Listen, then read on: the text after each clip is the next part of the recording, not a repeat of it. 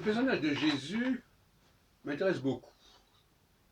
Vous savez que mes travaux, si vous ne savez pas, je vous le dis, concernant Nostradamus notamment, ont montré que des formes tardives peuvent correspondre à des formes extrêmement anciennes.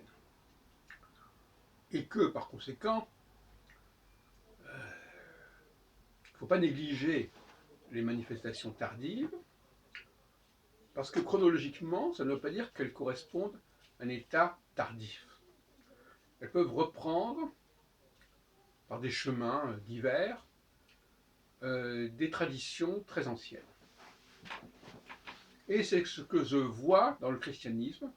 Il faut respecter le christianisme en cela, que par certains côtés, il perpétue peut-être des éléments qui ont pu disparaître dans le cours des temps au sein du judaïsme.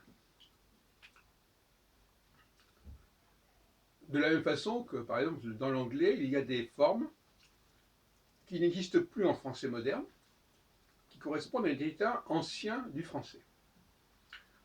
Donc, je vais récapituler ce que j'apprécie dans le personnage de Jésus, dans ce qui est dit à son sujet, par-delà la question de savoir s'il a vraiment existé, s'il est vraiment ceci ou cela.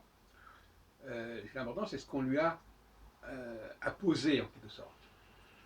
Alors, d'une part, il est le fils d'Adam, et pour moi, ce n'est pas du tout une banalité, ça ne saurait être traduit par le fils de l'homme ordinaire, c'est le fils d'Adam, qui est un personnage tout à fait exceptionnel.